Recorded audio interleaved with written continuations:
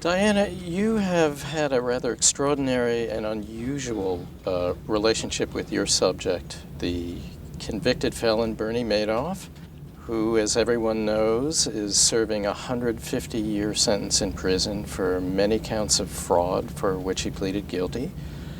Tell us a little bit about how this relationship began. Well, I began requesting an interview with Bernie Madoff as soon as he was locked up here in Manhattan after pleading guilty. Got no response at all. His lawyer basically told me that he had decided not to talk to anyone at least until after he was sentenced. Then that remarkable sentence came down, that 150-year maximum that he could face was imposed, and he went off to federal prison. I followed him with a letter saying, please talk to me. Got no response. Finally, in the fall of 2009, he sent me a very ingratiating little letter, just on composition paper, handwritten in pencil, saying he had followed my illustrious career. It was this buttering me up, hoped I would be professional and understand that he couldn't talk to anyone right now, but if he ever did, I'd be at the top of his list. So I just foolishly kept writing Tom and saying, please, please. It helped to some extent, I think, that a great number of Madoff books had come out in the interval, and he was an empty hole at the middle of all of them. He was a caricature, really a cartoon figure in those books. And I used that. I said, is that how you want history to remember you, like that? Or would you rather participate in what I hope will be a definitive book? Did every argument I could, and then finally, in the spring of 2010, he began to relent.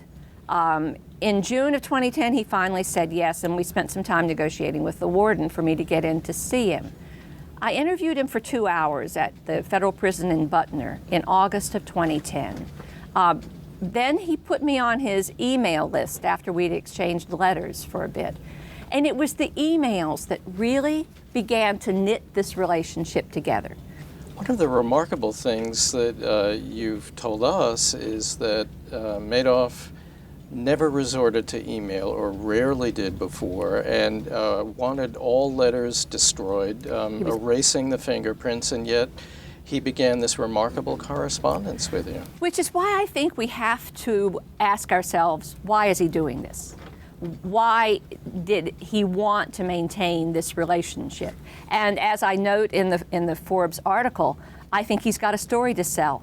I think he's trying to spin history one last time, shape the way he's seen, and this dialogue with me is perhaps he sees as one way to do it. Not that I'm a pushover, Tom. I push back. Some of his assertions, as people will see when they read those excerpts, are astonishing. They're just remarkable, if sincere, and quite manipulative if not sincere. So I think he is trying to spin history one more time, and that this has been a way to do it. Was there any point in this correspondence where you felt he was in danger of just cutting off completely? Oddly, no. There was a point where I was ready to cut it off. As in the lead up to the publication of The Wizard of Lies, he had assured me, I actually had it in writing in one of these emails. I remember. Don't worry, Diana, I won't let any other interviews get ahead of your book. While he was actually corresponding at that moment with a New York Magazine reporter. And a few weeks later with a journalist from the Financial Times, completely betraying that promise to me. Well, when I learned that, I didn't respond. I was annoyed. I said, we're through.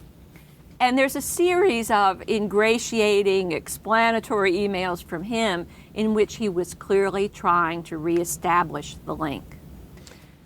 And I said, what have I got to lose? Finally answered one of them, and it resumed from then on. I never got to the point where I felt like he was saying, I'm not going to talk to you anymore.